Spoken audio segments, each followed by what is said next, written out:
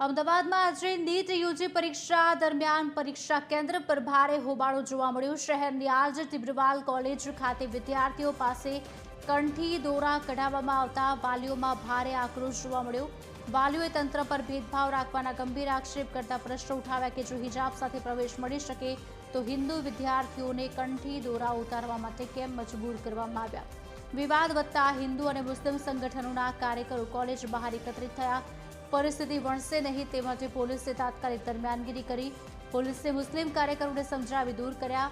દુપટ્ટા સાથે વિરોધ કરવા પહોંચેલા હિન્દુ સંગઠનના 2 કાર્યકરોની પોલીસે અટકાયત કરી। હાલ પરીક્ષા કેન્દ્ર પર પોલીસનો બંદોબસ્ત ગોઠવી દેવાયો છે। મારી ડોટર અહીંયા 12 વાગે એક્ઝામ આપવા આવી હતી। આ તો સિમ્પલ કપડાં પહેરીને આવી હતી, ગાઈડલાઈન મુજબ કંઠી દોરાન બધું કાઢીને જ આવી હતી, કોઈ મેટલની વસ્તુ નહીં। પણ જે છોકરાઓને કંઠી પહેરેલી છે અહીંયા કઢાઈ દીધી અને અમે હિન્દુ પેરેન્ટ્સ જે સપોર્ટિંગ છે, કોઓપરેટ કરીએ છીએ, છોકરાઓ અહીંયા ભણે છે, કાઢી દીધા કે ચલો કઈ નહીં, આપણે છોકરાઓને એક્ઝામ ના બગડે। આમાંય જ્યારે હિજાબ પહેરીને આવી, પોલીસ એમને ના પાડી છે।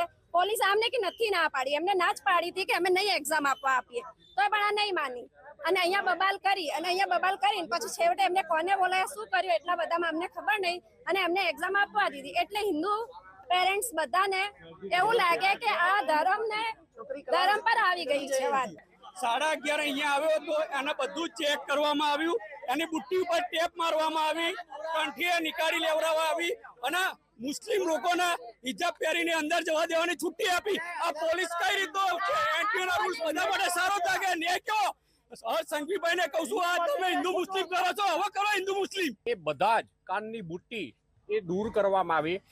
દરેક વાલીઓએ આ નિયમને સહનિકતાથી સ્વીકારી અને સહકાર ભર્યા વાતાવરણમાં સ્ટુડન્ટોના ભવિષ્યને ધ્યાન રાખી અને એની એક્ઝામ સરસ જાય એવા માહોલમાં એ સ્ટુડન્ટોને અમે મોકલ્યા છે।